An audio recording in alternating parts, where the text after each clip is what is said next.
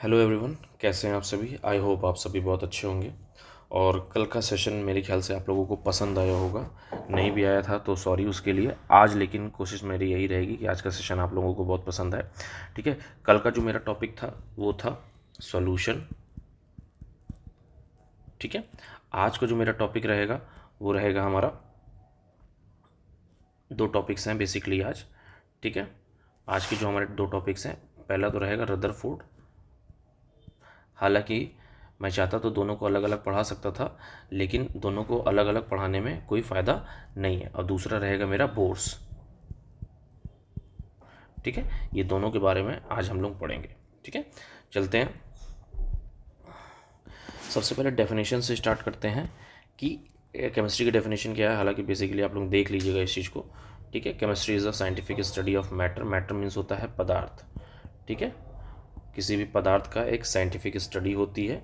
ठीक है, और जिसमें क्या होते हैं, उनके हम प्रॉपर्टीज़ के बारे में पढ़ते हैं, कंपोजिशन के बारे में पढ़ते हैं, उनके आकार यानी कि स्ट्रक्चर्स के बारे में पढ़ते हैं, और उनके अंदर जो चेंजेस आते हैं यानी कि पदार्थ के अंदर क्या चेंजेस आ रहा है, किसके दौरान, रिएक्शन के दौरान, उसके बारे में हम लोग पढ़ते हैं। तो उसी को हम लोग क्या कहते हैं, केमिस्ट्री कहते हैं। ठीक है, बात समझ में आ गई होगी। हालांकि ये सब बहुत बेसिक चीज़ें हैं केमिस्ट्री की डेफिनेशन। लोग वैसे एक बात मैं आप लोगों को बता दूं, केमिस्ट्री जो सब्जेक्ट है ना, इसको बहुत लोग अंडर एस्टिमेट करते हैं। तो मेरे ख्याल से अगर आप लोग अंडर एस्टिमेट ना करें तो ज़्यादा बेटर है, क्योंकि केमिस्ट्री जो रहती है हमारे लाइफ में यानी कि डेली लाइफ में कभी ना कभी कहीं ना कहीं थोड़ा बहुत यूज़ होती ही रहती है। ठीक है, तो इसलिए बेसिकली बेसिक हम लोगों को केमिस्ट्री के बारे में जानना बहुत ही ज़रूरी होता है। ठीक है, चलिए स्टार्ट करते हैं। हाँ, ये पीरियोडिक टेबल मैंने बना रखा था। आप लोग जानते हैं पीरियोडिक टेबल में कितने ग्रुप होते हैं। 7 पीरियड होते हैं, 18 ग्रुप होते हैं, ये बात तो आपको पता है। ये है आपका 18वां ग्रुप। ठीक है, क्या है, सॉरी थोड़ा सा आगे चला गया। ये है आपका 18वां ग्रुप, जिसको हम लोग क्या कहते हैं, नोबल ग्रुप के नाम से भी जानते हैं, यानी कि अक्रिय गैस के नाम से भी जानते हैं। अक्रिय गैस के नाम से भी हम लोग जानते हैं। ठीक है, तो पढ़े रहिएगा। ये हमारा ए पीरियड, 2 पीरियड, 3 पीरियड, 4, 5, 6, ये 7 पीरियड्स होते हैं, और ये हमारे ऐसे ग्रुप्स होते हैं। ठीक है, इस तरीके के टोटल 7 पीरियड एंड 18 ग्रुप्स होते हैं, ध्यान रखिएगा। ठीक है, 18वां ग्रुप जो होता है वो हमारा अक्रिय गैस यानी कि नोबल गैस होता है। ठीक तो चलिए स्टार्ट करते हैं हम सबसे पहले रदरफोर्ड मॉडल ऑफ एटम। क्या स्टार्ट करते हैं, रदरफोर्ड मॉडल ऑफ एटम। सबसे पहले हम जानेंगे रदरफोर्ड के बारे में। ठीक है, रदरफोर्ड ने क्या किया था, 1911 में एक एक्सपेरिमेंट किया था। ठीक है, एक्सपेरिमेंट किया था इन्होंने। एक्सपेरिमेंट में क्या किया, ठीक है आपको, अच्छा इसको मैं लिखा हुआ हूँ, मैं आप लोगों को दिखाई देता हूँ, एक सेकेंड। ठीक है, हाँ ये लिखा हुआ है, इंग्लिश में एक्सप्लेनेशन है इसका, हिंदी में भी एक्सप्लेनेशन है। हिंदी वाले बिल्कुल भी घबराएंगे नहीं। ठीक है, हालांकि मैं ये आप लोगों को पीडीएफ के तौर पे दे दूंगा, आप लोग ले लीजिएगा। ठीक, रदरफोर्ड का सबसे पहले बैकग्राउंड क्या है कि रदरफोर्ड का जो नाम है वो क्या नाम है भाई, अर्नेस्ट रदरफोर्ड। ठीक है, इन्होंने एक एक्सपेरिमेंट परफॉर्म किया था 1911 में, जिन्होंने इन्होंने किसका यूज़ किया था, इन्होंने यूज़ किया था अल्फ़ा पार्टिकल्स का।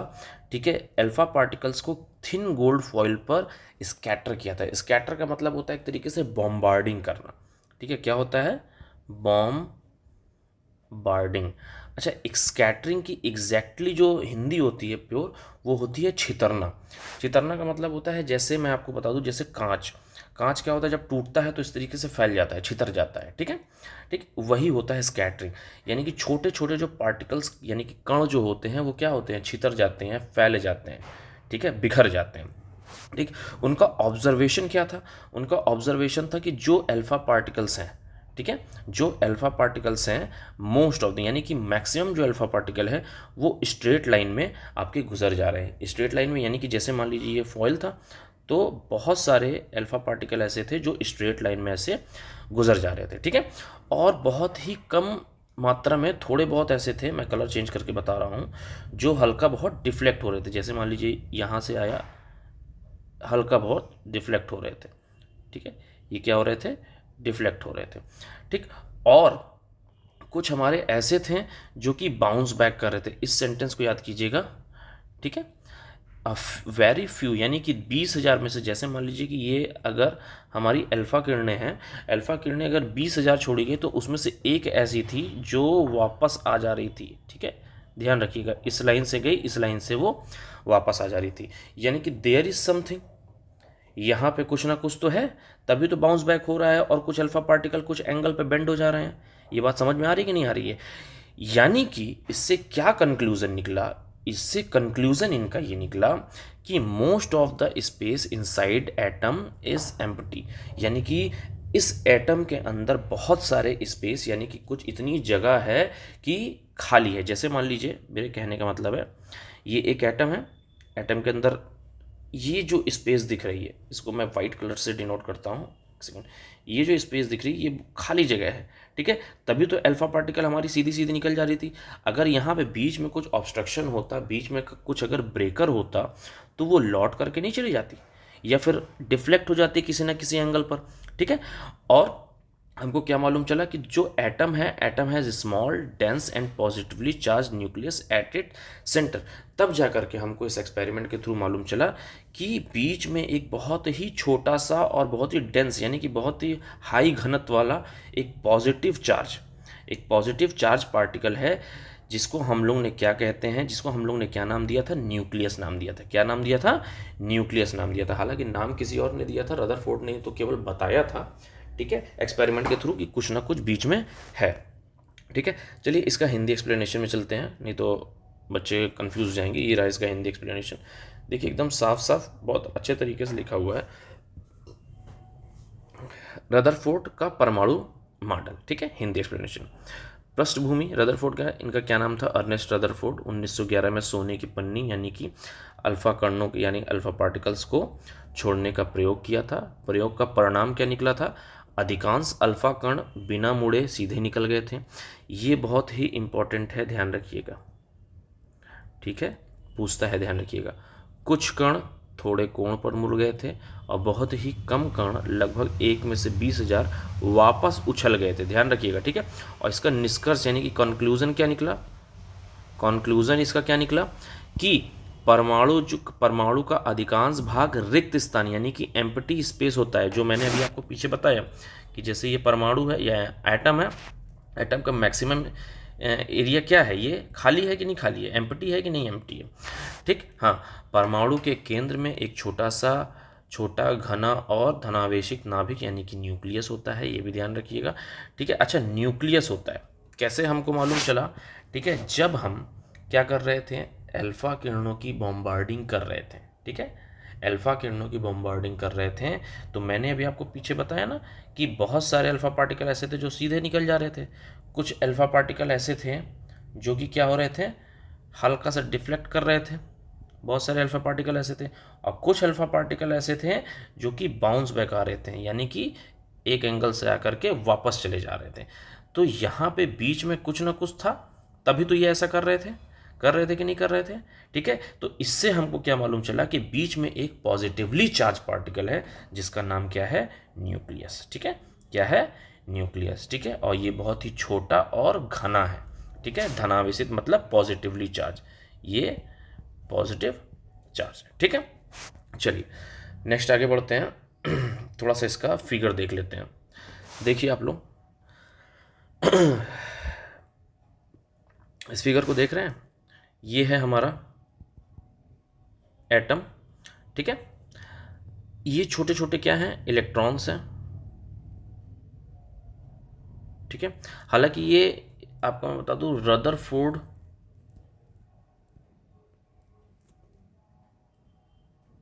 मॉडल ऑफ एटम है। ठीक है, मॉडल ऑफ एटम है, इस ये एक्सपेरिमेंट नहीं है, ध्यान रखिएगा। एक्सपेरिमेंट नेक्स्ट में मैं आपको दिखाता हूँ। अब बीच में हमको क्या मालूम चला था? न्यूक्लियस, यानी कि नाभिक मालूम चला था। मालूम चला था कि नहीं मालूम चला था? नाभिक, जो कि क्या होता है? पॉजिटिवली चार्ज पार्टिकल है, यानी कि धनात्मक है। ठीक है, और ये है हमारे अल्फा पार्टिकल्स। क्या है? Alpha particle. अच्छा, इलेक्ट्रॉन्स क्या है हमारे? सॉरी, मैंने गलत एरो कर दिया है। इलेक्ट्रॉन्स हमारे ये हैं। ठीक है, ये क्या है हमारे? ये हैं हमारे अल्फा पार्टिकल्स, ध्यान रखिएगा। ठीक है, इनकी जब बॉम्बार्डिंग हुई थी, ठीक, तो बहुत ज़्यादा क्या हो रहे थे? एक बार फिर से मैं आपको दिखाता हूँ कलर चेंज करके। क्या हो रहा था कि जैसे मान लीजिए ये एटम है, ठीक है, अल्फा पार्टिकल जब रदरफोर्ड ने गोल्ड फॉइल पर छोड़ा, स्कैटर किया यानी कि छोड़ा, ठीक है, तो बहुत सारे सीधे निकल गए थे, ठीक है, देखिए ये सीधे निकल रहे ना, सीधे निकल गए थे, ठीक, और बहुत सारे क्या हो रहे थे भाई, बहुत सारे डिफ्लेक्ट कर जा रहे थे, यानी कि आ करके ऐसे डिफ्लेक्ट, यानी कि अगर बीच में कोई ऑब्स्ट्रक्शन है तभी तो डिफ्लेक्ट कर रहे थे, और एक दो पार्टिकल्स ऐसे थे जो कि आ करके सीधे सीधे बैक टू पवेलियन हो जा रहे थे, यानी कि बैक मुड़ जा रहे थे, ठीक है। इससे हमको मालूम चला कि बीच में क्या है, एक पॉजिटिवली चार्ज्ड पार्टिकल है, ठीक है, जो कि बहुत ही स्मॉल, ठीक है, और डेंस है। डेंस का मतलब होता है घना, ठीक है, बहुत ही छोटा और घना है, ठीक, और वो क्या है, पॉजिटिवली चार्ज है। तभी ध्यान रखिएगा कि अल्फा पार्टिकल्स जो थे, अल्फा पार्टिकल भी क्या होते हैं, अच्छा हाँ, एक चीज़ और मैं बता दूं, अल्फा पार्टिकल जो होते हैं वो भी पॉजिटिवली चार्ज होते हैं, आपको पता है, ठीक है, और हमको पता है पॉजिटिव प्लस पॉजिटिव क्या होते हैं, एक दूसरे को रिपल करते हैं, एक दूसरे से दूर भागते हैं, ठीक है, तभी वो बाउंस बैक कर गए थे, ध्यान रखिएगा, ठीक है। अगर इसमें से एक भी निगेटिव होता तो आकर के वो अट्रैक्ट करता कि नहीं करता, अट्रैक्ट कर लेता, अगर अट्रैक्ट कर लेता तब तो फिर ये एक्सपेरिमेंट हमारा क्या होता, फेल हो जाता, हमको कुछ जानकारी नहीं हो पाती, ठीक है, ध्यान रखिएगा। तो ये था आपका रदरफोर्ड एक्सपेरिमेंट, ठीक है, रदरफोर्ड मॉडल ऑफ एटम। अच्छा, इनका ये गोल्ड फॉइल वाला स्क्रीनशॉट ले लीजिएगा, ठीक है, कैसे इन्होंने, सॉरी, कैसे इन्होंने एक्सपेरिमेंट किया था, इसका स्क्रीनशॉट आप लोग ज़रूर ले लीजिएगा।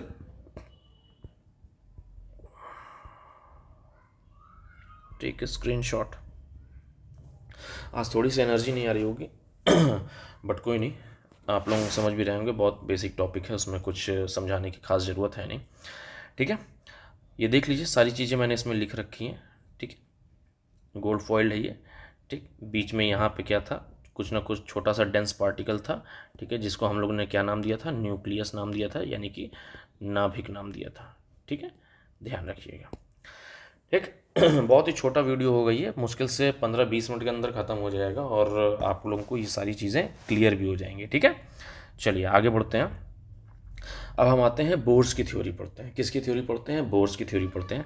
हालांकि बोर्स ने बहुत सारी चीज़ें बताई थी, बट चलिए स्टार्ट करते हैं, थोड़ा सा हम लोग मॉडल ऑफ एटम के बारे में पढ़ते हैं।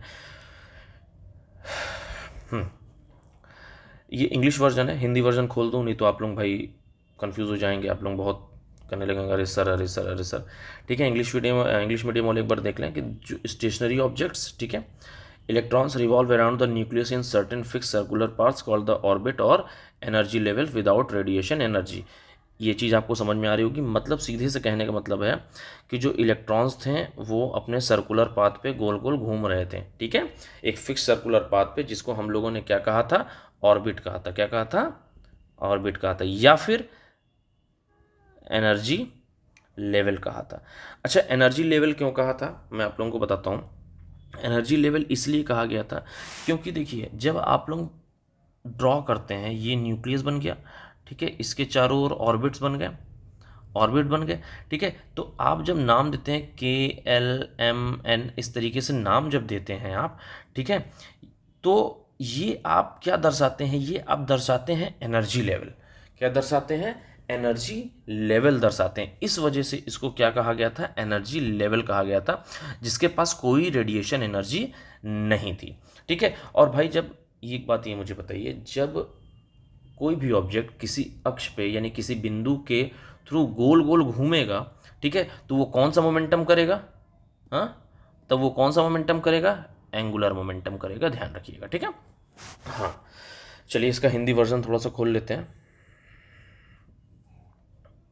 देखिए, बोर का सिद्धांत क्या था कि बोर के परमाणु मॉडल का सूत्र यानी कि पोस्टुलेट क्या था कि पहला स्टेशनरी ऑब्जेक्ट्स था, दूसरा क्वांटाइजेशन ऑफ एंगुलर मोमेंटम, तीसरा क्या था, यानी कि कोणीय संवेग का क्वांटीकरण, ठीक है, यानी कि केवल वे कक्षाएं अनुमत हैं जिनमें इलेक्ट्रॉन का कोणीय संवेग का पूर्णांक गुणक होता है, ठीक है, ध्यान रखिएगा, ठीक, ऊर्जा का उत्सर्जन या अवशोषण यानी कि एमिशन और एब्जॉर्प्शन ऑफ एनर्जी। ये क्या था, इलेक्ट्रॉन केवल तब ऊर्जा का उत्सर्जन या फिर अवशोषण करता है यानी कि एमिशन या फिर अब्जॉर्प्शन करता है जब वह एक कक्षा से दूसरी कक्षा में कूदता है। ध्यान रखिएगा, यानी कि इलेक्ट्रॉन, ये जो इलेक्ट्रॉन होते हैं, ठीक है, जब एक कक्षा से दूसरी कक्षा में जब जा रहे हैं, ठीक है, एक कक्षा से, मान लीजिए पहली कक्षा ये है, ठीक है, यहाँ से जब दूसरी कक्षा में जा रहे हैं तो या तो वो एमिशन करेंगे या तो फिर वो एब्जॉर्प्शन करेंगे। ठीक है, यानी कि जब वह ऊंची कक्षा से नीची कक्षा में आता है, ठीक है, तो ऊर्जा उत्सर्जित होती है। उत्सर्जित का मतलब एमिशन होता है, यानी कि जब वो ऊपर वाले कक्ष से नीचे वाले कक्ष में आता है, ठीक है, ऊपर वाले कक्ष से नीचे वाले कक्ष में आता है, तब क्या होता है, एमिशन होता है। क्या होता है, एमिशन होता है, यानी कि उत्सर्जन होता है। और जब वह नीची कक्षा से ऊंची कक्षा में जाता है, यानी कि नीचे वाले कक्षा से जब ऊपर वाले कक्षा में जा रहा है, तो क्या होता है, अवशोषित होता है। क्या होता है, अवशोषित, यानी कि एब्जॉर्प्शन होता है। क्या होता है, एब्जॉर्प्शन होता है। ठीक है, अच्छा, जो ऑर्बिट रहते हैं वो हमेशा क्या रहते हैं, स्टेबल रहते हैं। इस बात का ध्यान रखिएगा कि जब तक इलेक्ट्रॉन किसी एक निश्चित कक्षा में रहता है, वह ना तो ऊर्जा खोता है और ना ही प्राप्त करता है। यानी कि क्या कहने का मतलब है कि अगर कोई इलेक्ट्रॉन किसी एक निश्चित कक्षा में है, यानी कि फॉर एग्जांपल के रूप में मैं आपको समझाना चाहूँ, देखिए, ठीक, ये एक फिगर में बना दे रहा हूँ, जैसे ये छोटे छोटे इलेक्ट्रॉन्स हैं, ठीक है, तो मान लीजिए इलेक्ट्रॉन ये हमारे किस शेल में है, के शेल में है, ये हमारा एल शेल में है। ठीक है, ये अंदर वाली शेल हो गई, ये बाहर वाली शेल हो गई। अच्छा, एक चीज़ और, जब अंदर वाली से बाहर यानी कि ऊपर कूद रहा है, ऊपर जा रहा है, नीचे कक्षा से ऊपर जा रहा है, तो क्या हो रहा है, उत्सर्जन यानी कि एमिशन हो रहा है। और ऊपर वाले से नीचे वाले में आ रहा है तो क्या हो रहा है, एब्जॉर्प्शन हो रहा है। ठीक है, इस बात का बिल्कुल ध्यान रखिएगा, कंफ्यूज होने की ज़रूरत नहीं है, पेपर में पूछ सकता है। ठीक है, अच्छा, क्या कहा गया था कि जब तक इलेक्ट्रॉन किसी एक निश्चित कक्षा में रहता है, मान लीजिए ये एक इलेक्ट्रॉन है, ये किस में है, एक निश्चित कक्षा में है कि भाई हाँ हम के शेल में रहेंगे, के शेल में है, तो ना तो वह ऊर्जा खोएगा और ना ही प्राप्त करेगा, ना ही तो वो एनर्जी को लूज करेगा, खोना का मतलब होता है एक तरीके से लूज करेगा, और ना ही गेन करेगा। ठीक है, वो स्टेबल रहेगा उसी तरीके से, जहाँ वो जैसे है उसी प्रकार से वो रहेगा। ठीक है, अच्छा, इनकी कुछ लिमिटेशंस थी जो कि पढ़ना बहुत ज़रूरी है, उसको हम लोग आगे देख लेते हैं। ठीक है, क्या थी लिमिटेशंस, आइए जानते हैं। ये इंग्लिश में है, थोड़ा सा हिंदी में मैं खोल देता हूँ, नहीं तो बच्चे लोग बड़ा कन्फ्यूज होंगे। इंग्लिश वाले स्क्रीनशॉट ले लें, ज़्यादा बेटर है। ठीक है, चलिए, क्या था, बोर के सिद्धांत की सीमाएं। ठीक है, बोर के सिद्धांत की सीमाएं क्या थी भाई, ठीक है, केवल हाइड्रोजन जैसे परमाणुओं पर लागू होगा ये। बिल्कुल सिंपल सी बात है, क्या बोला मैंने, केवल हाइड्रोजन जैसे परमाणुओं पर लागू होगा। ठीक है, बोर का मॉडल केवल हाइड्रोजन और हाइड्रोजन जैसे एक इलेक्ट्रॉन वाले, यानी कि एक इलेक्ट्रॉन वाले की बात कर रहे हैं, जैसे हीलियम प्लस, लिथियम 2+ आयन, ये सब क्या है, जैसे लिथियम का एटॉमिक नंबर, लिथियम यहाँ मैं लिख रहा हूँ, लिथियम का क्या होता है, 2 1 होता है ना, इसके लास्ट सेल में कितने इलेक्ट्रॉन्स हैं, एक इलेक्ट्रॉन्स हैं। ठीक है, हीलियम प्लस अगर कर देंगे, ठीक है, हीलियम प्लस अगर हम लोग कर देंगे, हीलियम प्लस का मतलब क्या होता है, He प्लस का मतलब क्या होता है। अच्छा, प्लस का साइन कब आता है, ये मैंने बता रखा है पहले भी, कि जब कोई भी एलिमेंट एक इलेक्ट्रॉन क्या कर रहा है, लूज कर रहा है। अच्छा, लूज कब करता है, जब उसके पास बहुत ही ज़्यादा मात्रा में होते हैं। ठीक है, बहुत ही ज़्यादा मात्रा में होते हैं, या फिर वो जैसे मान लीजिए करोड़पति है, ठीक है, और एक गरीब इंसान है। गरीब इंसान गरीब इंसान के पास क्या कुछ खोने के लिए है क्या, है क्या, नहीं है ना। लेकिन जो अमीर इंसान है, उसका अगर 100 रुपये, 200 रुपये, 500 रुपये, 1000 रुपये, 2000 रुपये, लाख रुपये भी अगर गिर गया, ठीक है, तो उसको कोई फ़र्क पड़ेगा क्या, कोई फ़र्क पड़ेगा क्या, नहीं पड़ेगा ना। तो उसी प्रकार से हीलियम है, हीलियम ने जब एक इलेक्ट्रॉन लूज किया तो उसके ऊपर कौन सा चार्ज आ गया, प्लस चार्ज आ गया। अच्छा, यही अगर कोई एलिमेंट मान लेते हैं, एलिमेंट ई है, अगर वो किसी से इलेक्ट्रॉन ले रहा है तो उसके ऊपर कौन सा चार्ज आ जाएगा, ऋणात्मक चार्ज आ जाएगा, यानी कि माइनस का चार्ज आ जाएगा। ठीक है, ये चीज़ ध्यान रखिएगा। चलिए, आगे बढ़ते हैं, सॉरी, ठीक है। सूक्ष्म संरचना यानी कि फाइन स्ट्रक्चर की व्याख्या नहीं कर सकता था। यह सिद्धांत वर्ण क्रम रेखाओं के सूक्ष्म विभाजन को नहीं समझा सका जो उच्च विभेदन यानी कि हाई रिजोल्यूशन पर दिखाई देते हैं, ठीक है। जीमैन और स्टार्क का प्रभाव की व्याख्या नहीं कर सकता, यानी कि जीमैन इफेक्ट और स्टार्क इफेक्ट का जो क्या कहते हैं व्याख्या थी उनके बारे में ये नहीं बता सका। जीमैन इफेक्ट एक बार जाकर के पढ़ लेना, स्टार्क इफेक्ट एक बार जाकर पढ़ लेना। नहीं होगा तो मैं एक क्लास में तुमको Zeeman effect and star effect जो है मैं पढ़ा दूंगा, मुश्किल से 10 मिनट के अंदर, 10 मिनट के अंदर ये दोनों इफेक्ट्स तुमको समझ में आ जाएंगे, ठीक है। अच्छा, इलेक्ट्रॉन के तरंगीय स्वभाव की उपेक्षा क्या थी, ठीक है। बोर ने इलेक्ट्रॉन को केवल कण के रूप में माना और उसे तरंगीय स्वभाव यानी कि डी ब्रोगली हाइपोथेसिस को नज़रअंदाज कर दिया, ठीक है। डी ब्रोगली के हाइपोथेसिस को नज़रअंदाज कर दिया, क्यों? क्योंकि उन्होंने इसको केवल कण के रूप में माना था, ठीक है। किसके रूप में माना था? कण के रूप में माना था, ठीक है। अब इन्होंने अनसर्टेनिटी प्रिंसिपल का भी उल्लंघन किया था, यानी कि डिमोलिश किया था, ठीक। डिमोलिश का मतलब एक तरीके से होता है तोड़ देना, यानी कि बहिष्कार करना भी होता है। Uncertainty principle Heisenberg uncertainty principle का भी उल्लंघन किया था, ठीक है। क्या? बोर का निश्चित कक्षा वाला विचार हाइजेनबर्ग के अनिश्चितता के सिद्धांत का उल्लंघन करता था, क्योंकि हाइजेनबर्ग ने क्या बताया था भाई? हाइजेनबर्ग ने बताया था ना कि उसकी पोजीशन और उसका मोमेंटम हम एक साथ कभी ज्ञात कर ही नहीं सकते। याद है कि भूल गए आप लोग?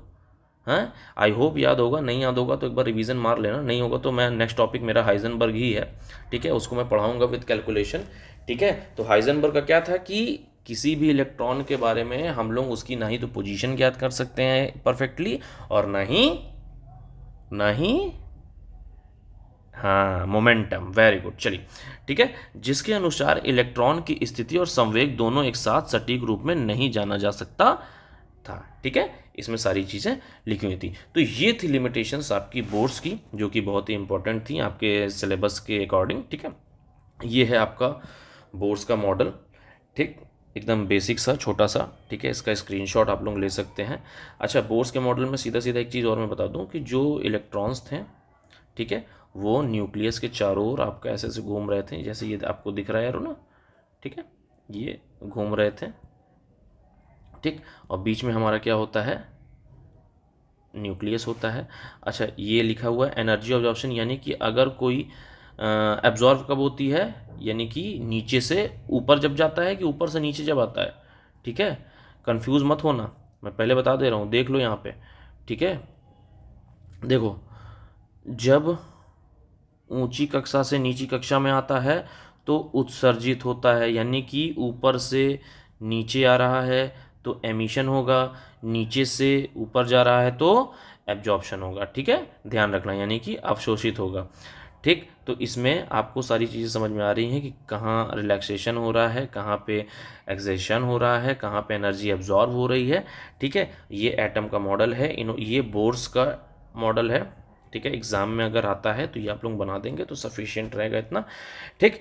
फिलहाल आज के लिए इतना ही, ठीक। और मैं बहुत थक भी गया हूँ यार, हो सकता है नेक्स्ट मैं जो कल क्लास लूँगा वो थोड़ी सी लंबी लूँगा, ठीक है, और बहुत ही जल्द मैं प्रयास करूँगा ऑनलाइन आने का, ठीक है। तब तक के लिए thank you so much, bye bye, take care.